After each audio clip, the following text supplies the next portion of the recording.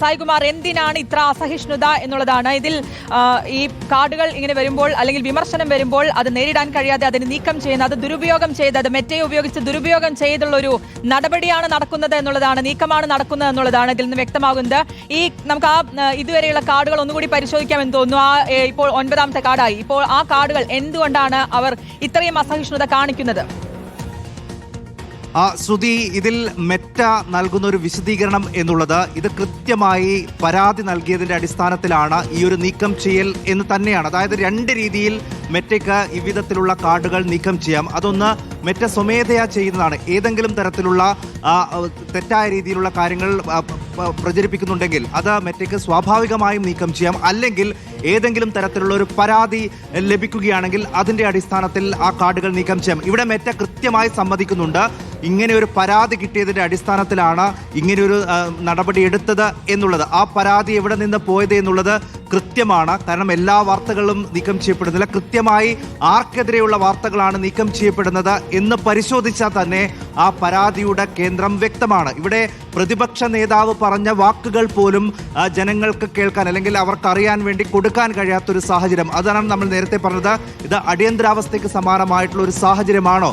ഇത്രമേൽ വലിയൊരു മാധ്യമങ്ങൾക്ക് മേൽ കടിഞ്ഞാണിടാനുള്ള ശ്രമമാണ് സർക്കാർ നടത്തുന്നത് എന്ന് തന്നെ പറയേണ്ടി വരും. ഇത് ഇന്നലെ മുതൽ 24 മണിക്കൂറിനിടെ 9ാമത്തെ വാർത്തയാണ് ഇപ്പോൾ ഇவ்விധം സോഷ്യൽ മീഡിയ പ്ലാറ്റ്ഫോമിൽ നിന്ന്. അത് ഇന്ത്യയിലെ ഫേസ്ബുക്ക് ഉപഭോക്താക്കൾക്ക് കാണാൻ കഴിയാത്ത രീതിയിലാണ് ആ വാർത്തകൾ നീക്കുന്നത്. ഇന്ത്യക്ക് പുറത്ത് നീക്കാൻ സ്വാഭാവികമായും ഈ പരാതി കൊണ്ട് അവർക്ക് കഴിയില്ല. അവർ കഴിയുന്ന രീതിയിൽ IT വകുപ്പിനെ തെറ്റായി വ്യാഖ്യാനിച്ചുകൊണ്ട്, അതായത് മെറ്റയെ തന്നെ തെറ്റിദ്ധരിപ്പിച്ചുകൊണ്ടുള്ള ഒരു നടപടിയാണ് ഇപ്പോൾ നടക്കുന്നത്. ഏകദേശം 9 വാർത്തകൾ ഇതിനോടകം. ഏറ്റവും ഒടുവിൽ പ്രതിപക്ഷ നേതാവ് അല്പം മുമ്പ് ഈ വിഷയത്തിൽ നടത്തിയ പ്രതികരണമടക്കം അതിൽ നിന്ന് നീക്കി.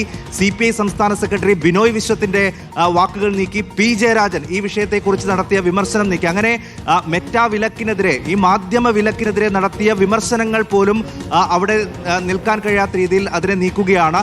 അതോടൊപ്പം മത്സ്യത്തൊഴിലാളിയായ ജോണിന്റെ മകൾ മുഖ്യമന്ത്രിക്കെതിരെ നടത്തിയ വിമർശനം നീക്കി. മുഖ്യമന്ത്രിയുടെ സോഷ്യൽ മീഡിയ കോർഡിനേറ്റർ ലഹരി കേസിൽ പിടിയിലായ വാർത്ത, അതും അവിടെ നിന്ന് നീക്കുകയാണ്. അപ്പോൾ മുഖ്യമന്ത്രിക്കെതിരായ വിമർശനങ്ങൾ ഒന്നും തന്നെ പുറത്തു വരാൻ പാടില്ല എന്നുള്ള കൃത്യമായ അജണ്ടയുടെ അടിസ്ഥാനത്തിൽ നടക്കുന്ന നടപടി എന്ന് തന്നെ വേണം ഇതിനെ കാണാൻ. ഇത് വലിയ വിമർശനവും പ്രതിഷേധവും ഉണ്ടാക്കുന്ന ഒരു കാര്യമാണ്. കാരണം കേരളത്തിൽ മാധ്യമ സ്വാതന്ത്ര്യം എന്നുള്ളത് ഏറ്റവും പരമപ്രധാനമായിട്ടുള്ള കാര്യമാണ്.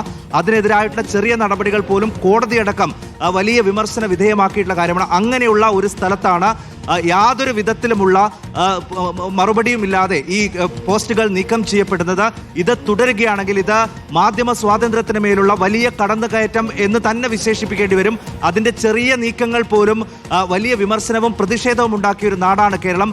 എത്ര നിർഭയമായ മാധ്യമ സ്വാതന്ത്ര്യം നടത്താൻ സ്വാതന്ത്ര്യമുള്ള ഇടമുള്ള സ്ഥലമാണ് കേരളം. അവിടെയാണ് ഈ വിധത്തിൽ 24 മണിക്കൂറിനിടെ സർക്കാരിനെതിരായ 9 വാർത്തകൾ സോഷ്യൽ മീഡിയ പ്ലാറ്റ്ഫോമിൽ നിന്ന് നീക്കം ചെയ്യപ്പെടുന്നത്. അതിന് പറയുന്ന കാരണം അത് കലാപമുണ്ടാക്കാൻ ശ്രമിക്കുന്നു എന്നടക്കമുള്ള, എന്തിനാണോ ആ നിയമം ഉണ്ടാക്കിയത് അതിനെ കൃത്യമായി തെറ്റിദ്ധരിപ്പിച്ചുകൊണ്ട് നിയമവിരുദ്ധമായി ഉപയോഗിച്ചുകൊണ്ടുള്ള ഒരു നീക്കമാണ് ഇപ്പോൾ സർക്കാർ സംവിധാനങ്ങൾ നടത്തുന്നത് എന്ന് തന്നെ പറയേണ്ടി വരും.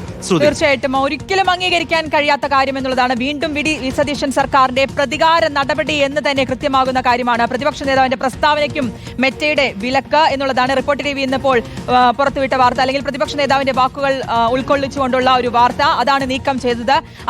ആ വാർത്തയാണ്, പ്രതിപക്ഷ നേതാവിന്റെ പരാമർശം അടങ്ങിയിട്ടുള്ള വാർത്തയാണ് ഫേസ്ബുക്കിൽ നിന്ന് മെറ്റ നീക്കം ചെയ്തിരിക്കുന്നത്. ഇന്ന് രാവിലെ നടത്തിയ വാർത്താ സമ്മേളനത്തിൽ പ്രതിപക്ഷ നേതാവ് നടത്തിയ ഒരു പ്രതികരണം, ഇതുമായി ബന്ധപ്പെട്ടാണ് റിപ്പോർട്ടർ ആ വാർത്ത നൽകിയിരുന്നത്, ആ കാർഡ് നൽകിയിരുന്നത്. അതാണ് സർക്കാർ നിർദ്ദേശത്തെ തുടർന്ന് മെറ്റ നീക്കിയിരിക്കുന്നത്.